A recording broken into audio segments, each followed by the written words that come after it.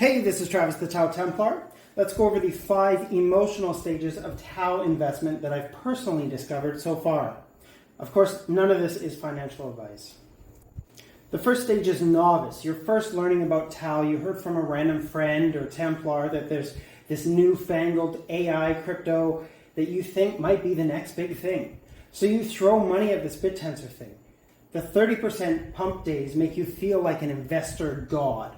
Those 30% dump days have you seriously questioning your investment. You fervently watch the price, you download TradingView on your phone, and you're checking it hourly. Being a responsible trader means that TAO makes up 5% of your portfolio, as Bittensor is likely a scam.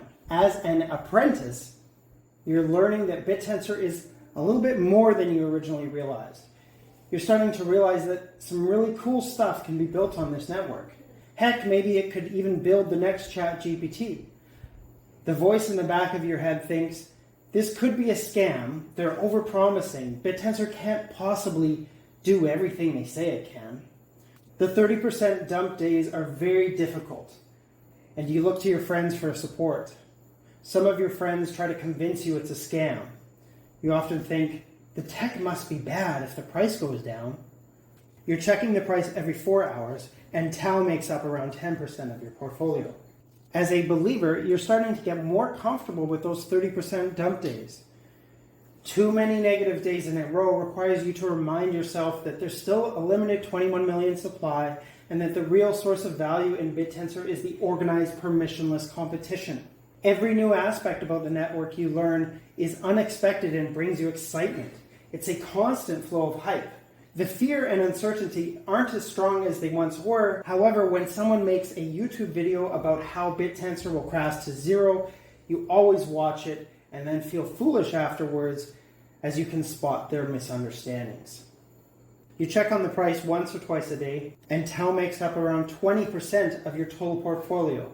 You feel a bit foolish about the size of your investment and your confidence in Bittensor. You know you're overly excited, but the fear of missing out is real. As a sage, you have a strong understanding of most aspects of the network. You may have even tried your hand at mining. Some aspects of Bittensor are ultra hype. Could Bittensor be the path to AGI? Maybe this network is more than a crypto. Maybe it's more than just AI. Every time the price of TAO drops 30%, you scrape up a few more shekels to buy TAO for fear the price may never be this low again. You check on the price daily, and TAO makes up 40% of your portfolio. As an evangelist, you're fully evangelical. You have a strong understanding of how Bittensor works. You believe that Bittensor will be the economic backbone for the entire world, allowing for radical specialization and therefore economic prosperity. You envision subnets that solve any problem. You're always amazed at all the new innovation, amazed but never surprised anymore. Epiphanies about the network come daily. You talk about Bittensor every chance you get with family, friends, strangers, anyone who will listen. You are likely autistic, so you suck at communication and can never explain it properly in person, so instead you make poor quality whiteboard videos because if you didn't, you'd explode from the hype because keeping the hype inside isn't an option. Contrary to the novice, you're actually hoping that the price goes down 30% because you don't have enough TAO yet. You're hoping the price goes down just as much as the novice hopes the price goes up. You tell yourself that you're still a rational person, that you're not involved in some sort of crypto cult. And if there was a rational reason to get out of this investment, you would. That's what you tell yourself. You tell yourself that you'll sell your TAO at the peak of the next crypto bull market. That's what you tell yourself. You're poorer than ever before in your life, getting by on the bare minimum because everything you can spare is invested in TAO. You're checking the price weekly, again hoping the price has gone down 30% so that you can buy more. TAO makes up at least 80% of your portfolio. It would be financially irresponsible to have less allocated, but you're still a rational person, right? Right? Now let's step back. 80% is a lot.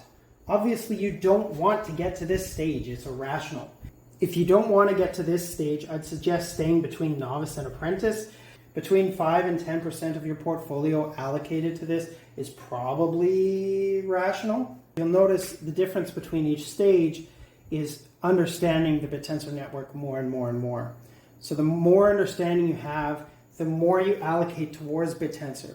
If you have somewhere in the 5 to 10 range, stop learning, don't learn anymore.